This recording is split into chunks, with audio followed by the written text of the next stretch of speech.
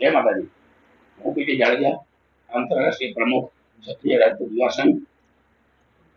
આપ મીડિયા સમક્ષ એક હું રજૂઆત કરવા માંગુ છું કે આજે જે ક્ષત્રિયોને અન્યાય થઈ રહ્યો છે એ આપ જાણો છો। છેલ્લા 8 દિવસથી આંદોલનો અને બહેનો પણ એટલા આક્રોશમાં છે। જે જોતા ક્ષત્રિયોને અન્યાય થયો છે એ આપ પણ જાણો છો, પણ મીડિયા મારફત હું આપને એવું કહેવા માંગુ છું કે મોદી સાહેબ પણ ઇતિહાસના ખૂબ જ ચાહક છે અને ક્ષત્રિયના ઇતિહાસને જાણે જ છે। મોદી સાહેબના અમે એટલા ચાહક છીએ અને ક્ષત્રિય સમાજ મોદી સાહેબ સાથે કાયમ માટે છે। એને 400 સીટ જોઈ છે। આ ક્ષત્રિયો 22 કરોડ છે ભારત ભૂમિ ઉપર, અમે 440 સીટ અપાવશું। પણ મોદી સાહેબને વિનંતી એટલી છે, સાથે સાથે એને સંદેશો તમારા મારફત પહોંચાડો અને એમને કહો કે ક્ષત્રિયની જે વાચા છે સાચી છે, સત્ય છે। જે અન્યાય થઈ રહ્યો છે એ મોદી સાહેબ પણ જાણે છે। ક્ષત્રિયને છેલ્લા 20 વર્ષથી એક પણ ટિકિટ નથી મળતી લોકસભામાં, ક્ષત્રિયો ચૂપ છે। સરદારનું એવડું મોટું સ્ટેચ્યુ બનાવ્યું, એની બાજુમાં 562 રજવાડાએ જે ત્યાગ આપ્યો છે આ દેશને એક બનાવવા માટે, એ પણ મોદી સાહેબ જાણે છે। ક્ષત્રિયોને જે ટિપ્પણી રૂપાલા સાહેબે કરી છે એ ક્ષત્રિયોની કરી છે। એ 22 કરોડ 20 કરોડ ક્ષત્રિયોનો પ્રશ્ન છે, ખાલી ગુજરાતનો નથી, રાજકોટની સીટ ઉપર પણ નથી। અત્યારે ક્ષત્રિયોની એક જ માંગ છે, ભાજપના વિરોધી નથી, મોદી સાહેબના ચાહક પણ છીએ।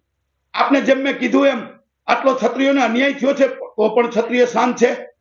રાજ્યસભાની એક ટિકિટ હમણાં 6 મહિના પહેલા કેસરીસિંહને આપી, બરાબર છે, ચૂંટણી આવતી હતી એટલે એ સિવાય આપ જોઈ શકો। એટલે પાટીદારના અમે વિરોધી નથી, મારા પોતાના પાર્ટનર 12 થી 13 પાટીદારો છે। એટલે તમે પાટીદારમાં અહીંયા તમને 10 નામ આપું, તમે કોઈ પણ પાટીદારને ઉમેદવારને તમે રાખો, તમે દલિતને રાખો, દેવી પૂજકને રાખો, અન્ય કોઈ પણ સમાજને રાખો અને ક્ષત્રિયોને રાખવો હોય તો હું તમને 10 નામ એવા આપું જે અપક્ષમાં ચૂંટાઈ શકે એવા। જામનગર હકુબા છે, ગોંડલ ગીતાબા છે, ત્યાં ભચાઉમાં વિરેન્દ્રસિંહ છે। પણ મારું કહેવાનું એ છે, ક્ષત્રિયને ટિકિટ જોતી નથી અને આ ટિકિટની માંગ નથી। માત્ર એટલી જ વાત છે, રૂપાલાને નહીં હટાવવામાં આવે તો 6 કે 7 તારીખે મહાઆંદોલન થાય છે, જેમાં 5 લાખ રાજપૂતો મળશે। કદાચ 6 કે 7 તારીખે, એ આજે નક્કી કરવાનું છે। આજે હું અમદાવાદ જવાનો છું, કોર કમિટીના 90 સભ્યો છે, 90 સંસ્થાઓ જે મેઇન છે, કન્યા કેળવણીથી આઈએસ આઈપીએસ સ્ટડી સેન્ટર બનાવ્યા એવી સંસ્થાઓ, બાકી તો સંસ્થાઓ 500 થી 550 છે।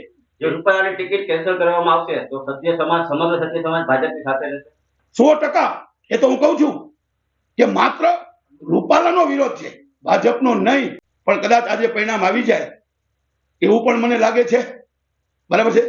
રૂપાલા સાહેબને તેડું આવ્યું છે, મુખ્યમંત્રી સાહેબને તેડું આવ્યું છે, પાટીલ સાહેબને તેડું આવ્યું છે। હું કોઈનો વિરોધ નથી કરતો, માત્ર અત્યારે ક્ષત્રિય સમાજનો જે રોષ છે એ રોષ હું વ્યક્ત કરું છું।